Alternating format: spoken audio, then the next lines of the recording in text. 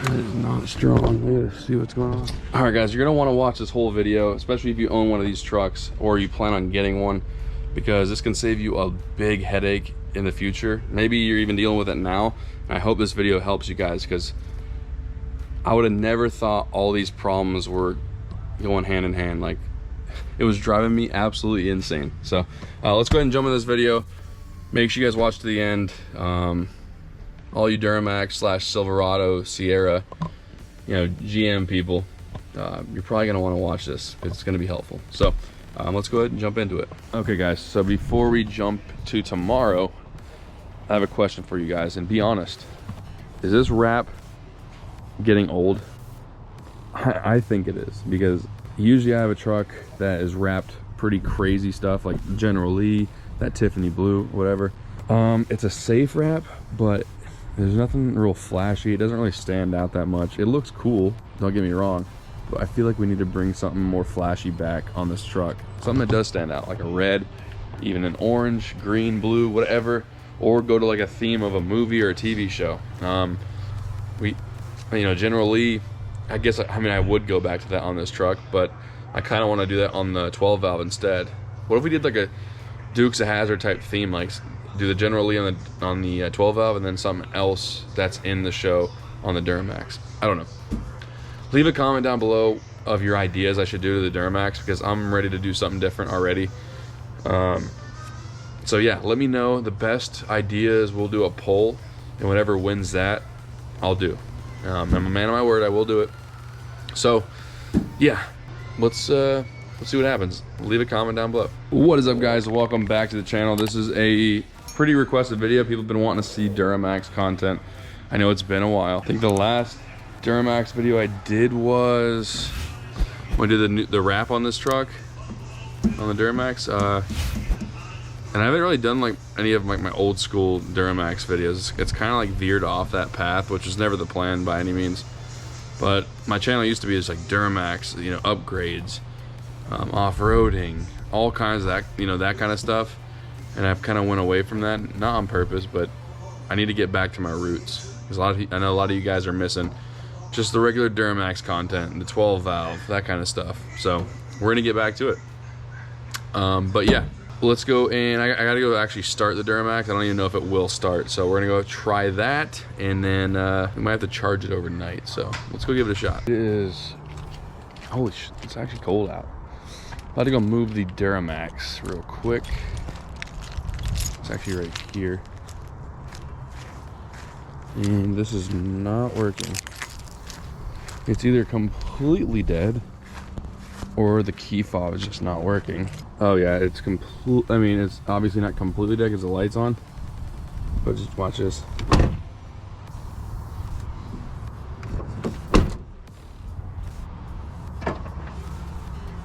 Oh yeah, it's dead. All right, I think I have a pretty good sized jump box. I don't know whose it is actually. I think it's Joe's. Hey Joe, I think this is yours.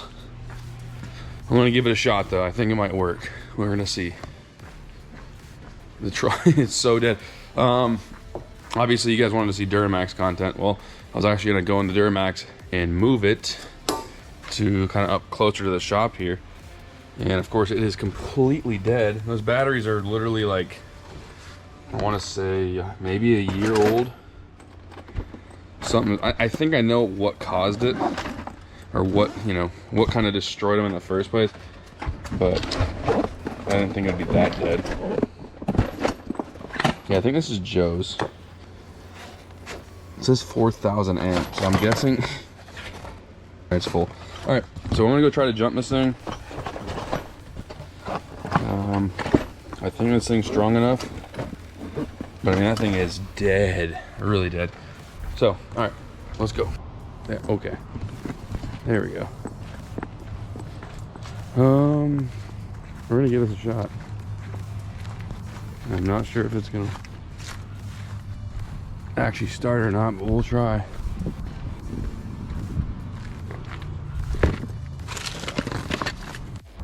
All right, it's on there. Oh, that came down really fast. Let's see if this actually,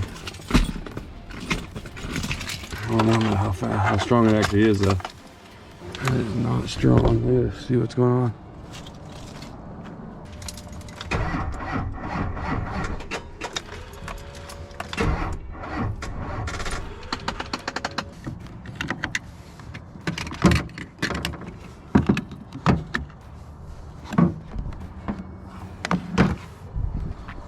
Okay. Oh, yes. Yay. All right.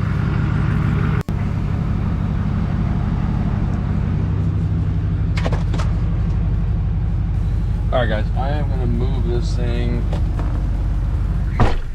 It is so dead. Oh, my Lord. I think I'm going to go put it next to the Jeep there. You know it was dead when this thing's, my head unit's completely reset. Oof. I guess I could put it right here.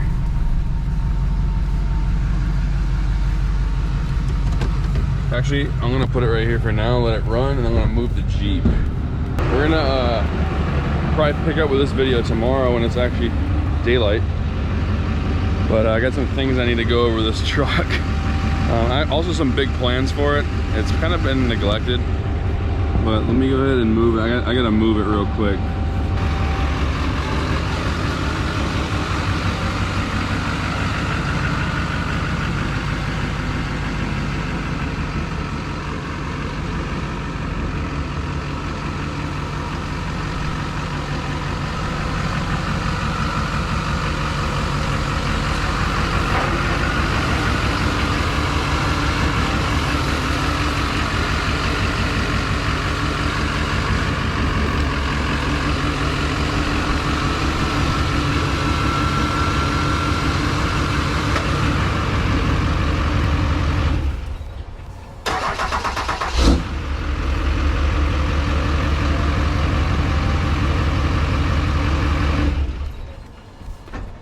I actually got a couple new things from like Black Friday. They're chargers. They're chargers I've used before, the Noco Geniuses. Right here. It was like 20 bucks for these. One of them was 20. The other one was like 30 I think. There's a little 2 amp one. I have a 10 amp one. I think it's over at my parents for my dad's Corvette. Yeah, let me go ahead and, yeah, might as well. I'm gonna open up the shop door real quick.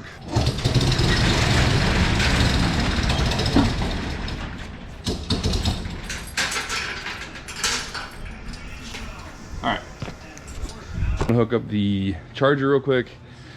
Probably just gonna see you guys tomorrow, and it's a full Duramax video, so some things I gotta go over, some big plans, and I realize a lot of you people out there, you legends, followed me or subscribed to my channel because of this truck. You know, like this truck has looked really different throughout the years, like the past 7-8 years that I've had social media or whatever. You know, it's definitely gone through different looks, and so I know a lot of you guys have been around since then. So yeah, it's gonna be better to do it during the day, so I'll see you guys tomorrow. Yeah, I got a lot of stuff I got to talk about and a lot of exciting things for this thing. All right, guys, it is actually the next day. I'm gonna go see if I can start the Duramax. I charged it overnight, and then I moved it over there, if you can see it. So I'm gonna actually move it back. I had to move some things out of the garage. I moved the Viking and all that. I'm gonna bring the Duramax right here, and we got to go over a few things.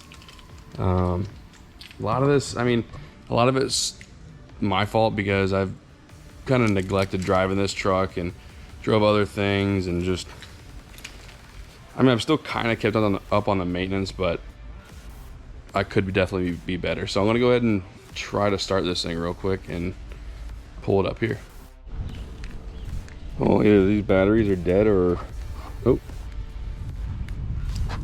that's not a good sign. All right.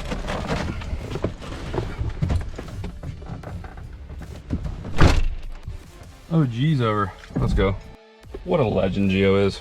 She just brought me my engine enamel for the 12 valve. Or that'll probably be the video you see after this. If this thing starts, come on. Ooh, it started good. I was expecting it to maybe start, but not that easy. Again, I don't know. I'm gonna go over this when we get in the shop real quick. I think a lot of the problems this thing's had over the last year or two are due to something that I think a lot of these trucks end up having at some point, especially if they're kept outside. I'm gonna go over all that because this could be actually really helpful for those of you that have these trucks. So if you have one of these Duramaxes or Cat Eyes, it doesn't have to be a Duramax, honestly. I'm not used to driving this big truck. It's what's crazy is like I should be used to because I've drove it on a 10-inch lift for I don't know 8 or 9 years or so, maybe 8 years. Let me turn it off now. Okay, as you guys know, a lot of you guys probably started watching the channel because of this truck. It is the same truck, just different color right now. It's wrapped. Again, I asked you guys earlier in the video if we should rewrap it. There's some spots that are kind of bubbling up now, right there. That's all very fixable and stuff, but the truck looks really cool. I do love the look of the you know, satin dark gray. I really do, but I think it is time for a change here fairly soon. Maybe not tomorrow, but like fairly soon. But it does look really good. But that is not the point of this video. The point of this video is kind of going over the issues that things been having over the last year or so. It's actually kind of been the reason I haven't been driving it. It's not like it's that big of a deal where I just can't drive it because of it, but you know, it's been things here and there that have kind of led to other things, and I've just been driving other vehicles I have. And you know, this thing only has 140,000 miles on it, which is nothing for an 05. But there are some things that need to be done on these IFS. The tie rods are showing their age now. I mean, tie rods look pretty rough. You can see the boot there is it's cracking, not good. I think it's the other CV. The other CV boot is now cracking and it is slinging grease. That right there is not good. The bushing is completely gone for the sway bar. So I got to get one of those. I'm sure it's pretty easy to find those. I mean, they're probably pretty standard, but I can hear it going over some bumps sometimes and it drives me nuts. But I think it is time for a refresh of the front end. We are going to do solid axle swap eventually, whenever Rory has more time. So in the meantime, I need to just refresh the front end, do some newer kryptonite stuff. Tie rods, I'll probably do new CV axles, wheel bearings if they need it. But yeah, I think it's this boot that broke. Yeah, right there. That boot let loose. I don't know what caused it. I'm hoping it's just the boot wore out and it slung grease out. I'm hoping nothing internal. It doesn't sound bad or anything, but those are not the big concerns I have with this truck really at this moment. The thing that was driving me nuts, I think I mentioned this a while ago, and this is while I couldn't figure it out. I literally could not figure out what was going on, and it was driving me insane. Okay guys, so obviously the IFS on these trucks is a known issue. That's nothing new at all. It does require some maintenance and more routine checkups than a lot of solid axle trucks, right? I mean, that's nothing new. But this is an issue I'm about to tell you guys that I think is a lot more common than people realize, and it can lead to a lot more problems with your truck, and that's what I've been dealing with. I didn't think they'd all go hand in hand, but I think they all played a part, you know. And that is, these trucks leak, especially, you know, years 05 or 03 to 07. Who knows? I don't know much more about the other trucks, but any vehicle can leak, right? Anything. The old 12 valve was leaking. I fixed that. Ended up being a completely different issue than this one. I believe it was the third brake light and the door seals. So I fixed that. That one was relatively easy. Single cab, You know, you don't have to look too far to find out where the leak's coming from. This is different. You know, crew cab, big truck. There's a lot of spots where water can get in and you can't really actually visibly see it. So what I did was, I did some research. I looked online, people were saying check the plenum, which is like right below the windshield wipers there. Water gets in there, it can get clogged up, and then the water can actually run and drain along like the firewall, and it can get in through the firewall, through like wiring and all that, and soak your front carpet. I thought, oh, okay, let's check that out. So I fixed it. There's actually a brittle piece in there that was letting water go everywhere. Okay, ended up not being it. I checked the next day after it rained, it was still soaked in here. There's water all along underneath here, so much that it was like pooled up, and then like the actual metal piece that holds this plastic piece on was completely rusted out. So that told me that this has been happening for a long time. You know, and like I said, I didn't put 2 and 2 together. I didn't think maybe it had anything to do with the heated seats. I mean, why would it? Well, I'll kind of explain how it might have here in a little bit, but it didn't make much sense. I didn't put 2 and 2 together. They're just separate issues. I figured that just went out on its own. It's just, it is what it is. A 17-year-old truck, you know. Well, at the time it was still, you know, 13, 12 years old or something like that. So still an older truck. So I was like, that's just age. Like I said, I fixed that. Didn't help at all. Next step was door seals. I look around. I replaced all the door seals, weather stripping, all of that. The doors seal perfectly now. I was like, you know what? That's gotta fix it. Has to.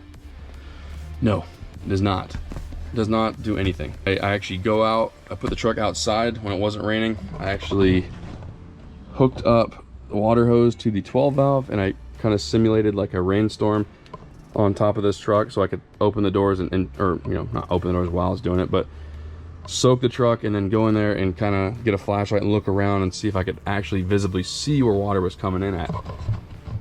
I could not really find any at all, other than like a small area in the third brake light, because I was like shooting it towards it. So I fixed the third brake light, I reseal it. I figured that has to be it, right? That has to fix the leak. Oh no. I kind of just let it go for a little bit, and then about a week or 2 later, my service airbag light comes on, not thinking anything to do with the, you know, the damp carpet or anything. So I replaced the most common thing that goes wrong with them, which is the front sensor that's under the front bumper. Replaced that, like $100 something bucks. Fixed that. That helped for about an hour, and then the light came right back. So it was starting to drive me nuts. All these things happening at the truck. The batteries start dying faster, like way faster, to the point like I don't even know if it's gonna start right now. Let's see. Well, it sounds strong from the alternator. Okay, well, it's good now because the alternator just charged it back up. But guarantee tomorrow, if I don't charge it overnight, it won't start. So yeah, the next step was I gotta find where this leak's coming from. It was driving me insane. It ended up being, it was soaked everywhere. That service airbag light was on. Let's find this leak. Let's work all day to find this leak, and then we'll worry about the airbag after. So what I did was I ended up pouring water back here, which is the last step I took to find it, which is these pressure relief vents right here. I guess the edges of them are like a rubberized, they're like a rubber seal, but they get really brittle, and mine were like really like falling apart. I could like just pinch it and they would come off. And so what I did was I pulled them out, cleaned the actual surface of the truck, and then I siliconed them. Siliconed them a good bit of it, pressed them back in, let them dry, and then I did like the rain test or whatever on it, and no more water seemed to be getting in that I noticed. It seemed like everything was somewhat getting dry, so I brought the truck inside the shop here, put dehumidifiers on, fans hitting it, those little moisture bags hanging in here, lifted the carpet up off the metal so they had, you know, some air circulation. In about 2-3 days, everything was dry. And then what I did was I brought it back outside, let it rain on it, come back expecting water to be in here, the little thing here, nothing at all. So I'm like, yes, this is awesome.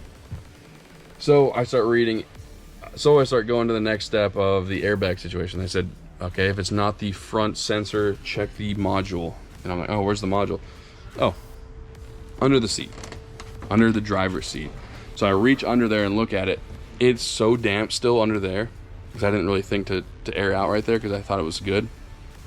Because it was just mainly damp up here that I noticed. Like it wasn't wet like up here or anything. It was all like right here. And I reach in there, it is soaked. It's still soaked. It has like nasty like white oxidation all over the module. The plug's wet. I'm like, this might have something to do with it. So I actually unplugged the module, lifted the carpet up, had some dehumidifiers right next to it, a fan hitting it directly. I let it do that for about 2 days. So I come back, it's completely dry. I clean up the plug it back in, turn the truck on, the service airbag light is completely gone. Now, there's also some things underneath these seats that control, you know, the heated seats. It seems like since this whole truck is dried out, my heated seats now work on both sides. Usually they would come on and then kick off instantly. It's like something was shorting it out. And I think that little module or connection is down here, and I think it was getting wet. And I think all of that stuff was kind of causing a draw on the battery. I don't know if it was causing a draw on the battery with the truck off or not. It could have been. I don't know. If you guys know any more about that, let me know down below. But I think everything was going hand in hand. All these issues that kept like accumulating. I didn't think it would be the the damp carpets would lead to, oh, service airbag. Oh, my heated seat's not working. All of this stuff, and then my battery's not holding a charge. I was like, there's no way all that is the same. But thinking back, I'm like, oh, it makes more sense, because water's getting in places it shouldn't. It's shorting things out. It's causing it to throw codes. Things aren't functioning properly. It's creating draws where it shouldn't be. And I think ended up being just a small leak from this cabin relief vent. That little vent, I don't want to put all the blame on that, because I had another battery issue in the past about 5 years ago, which is my glow plug module. So the glow plug module was actually gone bad, and when the truck is on, that module draws like over 200 something amps, because something was wrong. It was shorting out or whatever. So it was drawing 200 and something amps with the truck on, and my alternator is only 145 amp. So it couldn't keep up with that module. And so the batteries were slowly dying as I drove the truck at all times. The only thing keeping the truck on was the alternator running, giving power, what it had, to the batteries. And I don't know if it was a constant 200 amps, but it ended up being significant enough to where it basically wiped out like 4 sets of batteries. And it was mainly when I let it sit for like a week or two. But regardless, the batteries weren't recovering. Like they were getting worn down every time I drove the truck, not so much just sitting there. So I think this issue is more of when the truck's sitting and there's a draw or like a grounding issue from the water. I don't know. I don't even know if that makes sense or not. If it does, let me know if that could have been an issue. But out of nowhere, my heated seats work, my airbag light is off, everything's working properly, and the truck's back to normal. It doesn't smell bad in there anymore. It's all dry. It's been dry for the past like 3 to 4 months since I fixed the cabin relief vents. So do me a favor, guys, if you're dealing with any of these problems, if you're dealing with a damp carpet up front or in the back, do those steps I just told you about. I'm gonna go over them real quick. All right. Check the little plenum here, right? Number 1, and pull the carpet back, see if you can see water coming in through the firewall. If that's not the case, just make sure your door seals are good, all the weather stripping is good there, okay? Third brake light, that is a common issue. Check that. And then definitely check those cabin relief vents. If you're getting exactly what I'm getting, check those relief vents first, because I decided to check those last, and it was the reason it took like 3 to 4 years to fix it. Obviously I didn't work on it every day for 3 years, but it was kind of on or off. I was like, maybe this fixed it, and then I kind of forget about it, and then it kind of just drug it out, and it got to the point where it was causing other electrical issues that I didn't really realize was from. And now it makes sense. So if you guys are dealing with any electrical problems in the truck, like airbags, even heated seats, audio, if you have an amp on the floor or whatever, or any electrical connection in the floor that could be getting wet, do those steps. Check everything.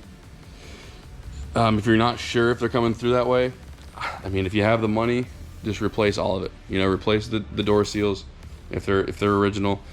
You don't have to replace the vents in the back. You can probably just re-silicone them like I did. Mine were in decent enough shape where I could salvage them. Re-silicone the third brake light. At least eliminate all of those things. You know, make sure the truck's not, you know, wet in there. So, I don't know. I'm sorry if this is a boring video. It's just one of those videos where I feel like I had to make, and it's a Duramax video. You guys love the truck, and a lot of you guys follow me because you have them already. But yeah, guys, I do apologize that this was not like a super exciting video.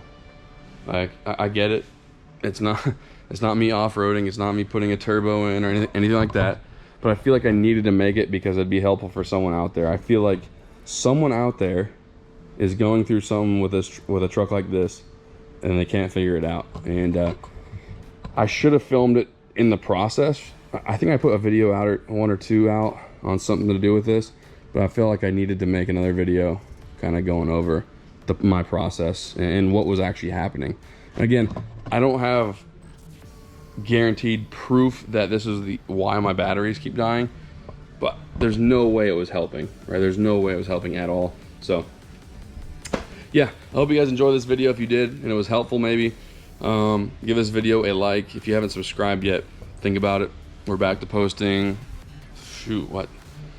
It looks like, what, twice a week at least right now? I did 2 back-to-back videos. Obviously, I'm way out of the algorithm. And I think a majority of you guys want to see Duramax content and things that kind of started the channel. So for those of you that are OGs of the channel, here's some Duramax content. There's a lot more where that came from because this truck has not been on the channel as much as I'd want. So yeah, that is gonna do it, guys. Thank you so much for watching, and I will see you guys next time.